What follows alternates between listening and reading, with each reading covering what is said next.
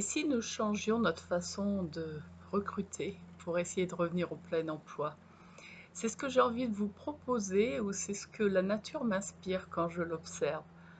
Je regarde 2 oiseaux qui se rencontrent. La première chose qu'ils vont faire, c'est de chanter ensemble et puis de voir s'ils s'accordent et si plus, ils iront un peu plus loin dans leur affinité. Regardez aussi, notre nature est comme ça puisque, nos enfants, quand ils se rencontrent, ils vont d'abord jouer ensemble et puis après, ils verront s'ils ont à nouveau envie de jouer ensemble, s'ils sont dans la même énergie. On a la même chose avec, les au tous les animaux. Regardez, je reviens de nager avec les dauphins. Avec les dauphins, ils sont là, ils viennent voir ces espèces d'animaux qui viennent les approcher, les animaux que sont les humains enveloppés de combinaisons de plongée, avec des masques, avec des tubas et même si certains leur ont fait mal, les ont blessés parce qu'on voit des meurtrissures sur leur peau. Alors c'est pas que du fait des humains, ça peut être les coraux bien sûr, mais ils viennent sans a priori, ils viennent, on va dire essayer la relation avec nous.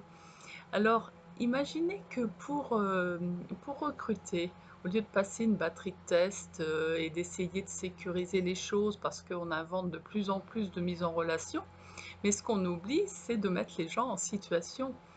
Mettre les gens en situation. Qu'est-ce qui s'est passé à l'après-guerre? L'après-guerre, on n'avait pas des personnes qualifiées et il n'y avait pas que des personnes qui travaillaient dans l'industrie, hein, et qui faisaient des trucs répétitifs. Il y avait des personnes qui devaient s'adapter au commerce, qui devaient s'adapter à plein de choses. Et ben, on les mettait en situation et on voyait si ça le faisait ou pas. Je crois qu'on invente beaucoup de choses en passant à côté de l'essentiel. Là, sur le forum Emploi Cesson, il y a quelques jours, j'ai essayé le blind dating. Le blind dating, ce principe du recrutement avec, le recruteur au sein d'une table ronde, de la même façon que les candidats, sans savoir qui est qui et ce qu'on a fait auparavant. Alors, il y a certains éléments de biographie qui sortent au fur et à mesure de la conversation, mais c'est avant tout une rencontre humaine et quand, les personnes après rencontrent le recruteur, il y a déjà une première relation qui s'est faite. Si vous voulez en savoir plus, j'ai posté une vidéo sur cette même chaîne YouTube sur, recruter autrement et vous aurez le témoignage, des participantes, à une table ronde, pour, le blind recrutement. Alors, pourquoi je vous dis ça? Parce que, aujourd'hui, je j'accompagne des personnes, sur, leur, reconversion professionnelle ou leur recherche d'emploi et d'un autre côté, j'accompagne les entreprises sur leur recrutement et leurs difficultés à, pouvoir trouver des candidats et ce qui me paraît évident, c'est que ce qui s'est compliqué, c'est la mise en relation. C'est un petit peu comme, dans les sites d'emploi, les sites de rencontres. Vous savez avant, nos parents, nos grands-parents, ils allaient au bal et puis, ils se rencontraient, ils se voyaient, ils avaient envie d'aller plus loin, ils avaient pas envie d'aller plus loin, puis ça se faisait comme ça. Ils se découvraient au fur et à mesure. Aujourd'hui, faut pratiquement, comment sortir son pédigré sur internet avant de pouvoir rencontrer quelqu'un, de visu. Le travail, c'est exactement la même façon. On a compliqué les choses, mais c'est impossible de vivre comme ça. On ne peut pas continuer à passer à côté de l'essentiel. Regardez, il y a des personnes comme les autistes, certains autismes qui font que les personnes ont un savoir spontané, par exemple avec les chiffres, avec des données et ils n'ont pas appris ça ni dans les livres, ni, dans des formations. Il faudrait pouvoir justifier de par où on est passé pour savoir qui on est. On est bien plus que par où on est passé parce que 2 personnes vivant la même chose ne vont pas capter les mêmes informations, ne vont pas traiter les choses de la même façon, vont émotionnellement, intégrer les données différemment et ce qui est essentiel, c'est de voir si quand on rencontre quelqu'un, on se sent suffisamment dans la même dynamique pour pouvoir faire un bout de chemin ensemble, que ce soit professionnel ou à titre personnel. Alors regardez les animaux qui nous sentent et puis qui, quand on leur inspire confiance, nous approchent. Je me souviens en plongée, j'ai eu, une interaction avec un poisson.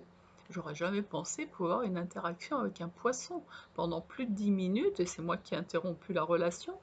Il venait vers moi, il passait sous son corail, il revenait. À un moment, il s'approchait de ma main, donc je bougeais pas, je le laissais faire et puis, à un moment donné, il m'a touché la main, donc j'ai éclaté de rire parce que je l'ai trouvé marrant, d'autant plus il avait éloigné, tous les autres poissons de sa colonie, il voulait me garder pour lui tout seul, une relation exclusive, avec un poisson, vous voyez un peu?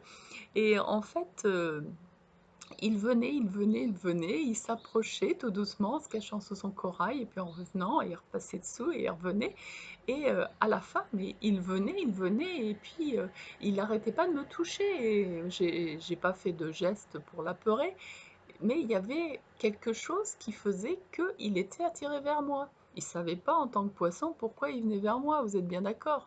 Mais il est né quelque chose et regardez les entreprises qui se créent, les idées qui sortent et qui vont être à l'origine de nouvelles technologies. C'est quand il y a la rencontre, quand il y a la rencontre spontanée, alors que maintenant on fait de plus en plus d'interactions par internet et toute cette partie-là est complètement squeezée. Parce qu'en fait, on a un cerveau qui est ainsi fait, c'est que pour avancer, pour pouvoir libérer nos capacités créatives et de réflexion, on a besoin d'être sécurisé. Et la relation est à l'origine de la sécurisation. Aujourd'hui, on a des personnes qui cherchent avant tout d'être sécurisées avant de savoir ce qu'elles vont faire au travail. Ce qui fait que c'est un non-sens parce que le cerveau reptilien, que le cerveau qui gère la survie est actionné par manque de relation parce que nous sommes insécurisés. Donc le signal que renvoie le cerveau, c'est il y a danger. S'il y a danger, eh ben, le cerveau mobilise toute l'énergie disponible pour la survie, c'est donc pour gérer cela, et il y a une diminution considérable de toutes les autres capacités. Alors, qu'est-ce qu'on a envie de générer? On a envie de générer un monde du travail où les personnes affabulent dans le sens où soit elles vont avoir la capacité à créer quelque chose dans l'absolu toute seule derrière un ordinateur, mais pas en lien avec les autres, ce qui fait les aberrations qu'on connaît aujourd'hui, c'est-à-dire qu'on n'intègre pas tout le cycle de vie dans notre circuit économique. Est-ce que la nature a en tête, si on peut dire, qu'il y a des déchets? Non, elle réintègre. Quand les feuilles tombent, ça va servir de compost pour faire hiberner la terre et elle va repartir après sur un nouveau cycle. Nous, on se génère des déchets et on imagine que les déchets, c'est quelque chose dont il faut se débarrasser, qu'il faut cacher et qui coûte de l'argent pour les traiter. Si on raisonnait comme la nature, c'est-à-dire si on s'inspirait en quelque sorte de la nature, on ne ferait pas ça.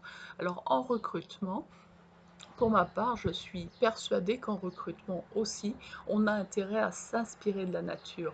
Les oiseaux chantent là, vous en entendez certains, et les oiseaux chantent, s'ils rencontrent un autre oiseau, ils vont chanter de concert. Des fois, on entend plusieurs espèces d'oiseaux qui chantent en même temps et c'est très harmonieux. Ils s'amusent à chanter. Je ne sais même pas s'ils s'amusent pas à chanter avec nous parce que pour ma part, quand je me promène et que j'entends beaucoup d'oiseaux chanter, je sifflote et j'essaie de reprendre le tempo qui développe. Et je m'aperçois que plus je le fais, plus il recommence, plus je le fais, plus il recommence, comme s'ils intégraient tous les sons. Alors intégrons tous les sons, toutes les nuances, toutes les capacités des êtres humains au travail aussi. Euh, Mettons-les en situation, tout simplement, de toute façon, on a des lois qui font ça. On a une période d'essai où on peut rompre le contrat de part et d'autre. Euh, Ne demandez pas le livret d'entretien d'une personne. Ne lui demandez pas tout son passé pour savoir si vous allez faire un bout de chemin ensemble. Autorisez-vous déjà à faire autrement que ce que vous avez fait, à avoir envie de travailler avec d'autres personnes, des personnes différentes. C'est très intéressant, sur le plan créativité et nouveaux débouchés de changer de type de collaborateur. Regardez, moi, quand j'étais recruteur, pour un grand groupe et je faisais du recrutement industriel, hein. Je voyais des fois 15 personnes en recrutement dans la journée et toute une batterie de tests et une batterie de tests qui visait à quoi? Qui visait à valider que la personne était bien en accord avec le profil type qu'on avait défini. Le profil type, parce que c'est le profil du meilleur vendeur. C'était le profil du vendeur qui allait se reconvertir, enfin qui allait intégrer plus rapidement l'entreprise. Est-ce que c'était durable? Pas toujours, parce que comme il venait de la concurrence, il fallait abonder par rapport au salaire de base pour qu'ils viennent. Ils travaillaient sur leur portefeuille, donc ils ne créaient pas forcément de marché, ils reprenaient le marché qu'ils avaient déjà et ils le développaient avec d'autres produits. Le meilleur recrutement dont je me souviens, c'est le recrutement d'une femme, 53 ans, qui avait été, conjointe de chef d'entreprise et qui n'avait jamais eu de reconnaissance, ni de salaire, ni de statut, rien du tout et qui faisait en fait, tout ce qu'il y avait à faire et que, c'était jamais bien, enfin bref. Un jour, elle en a eu marre et elle s'est dit: «Quand mon dernier enfant aura 20 ans, je quitterai la maison» et elle est partie de nuit le soir du 20e anniversaire de son gars. Elle est allée dormir chez une amie avec, pour, tout travail, un contrat Tupperware, c'est-à-dire, de la vente à domicile où il fallait, organiser des rencontres, faire des démonstrations de cuisine pour que, les femmes, vendent des produits et c'est là qu'elle a été cooptée par, une femme de chef des ventes, pour, intégrer l'entreprise et donc elle a été, refoulée, une première fois au test, une deuxième fois, on a dû monter un dossier de dérogation pour l'embaucher et quelques années plus tard, eh ben, le marketing national nous demandait de pouvoir modéliser le modèle de production de cette femme. Et c'était immodélisable.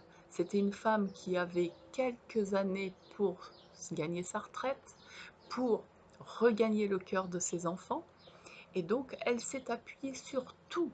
Quand elle a géré son divorce, elle a fait un partenariat avec son avocat pour gérer tout ce qui était de l'ordre de la défense des femmes lors des divorces. Elle a pu intégrer le monde du cheval, c'était en Mayenne, et en plus, elle avait une pétillance qui était qu'on retrouvait pas chez les autres. Donc retrouvez cette vie en vous, c'est ça l'énergie relationnelle. C'est avec ça que vous allez pouvoir changer vos vies et revenir au plein emploi parce que c'est comme ça qu'on va créer d'autres possibilités. Donc, abonnez-vous à cette chaîne, je vous donnerai d'autres éléments. Surtout partagez et puis, quand vous serez suffisamment d'internautes à me suivre, j'ai un cadeau à vous faire. À bientôt.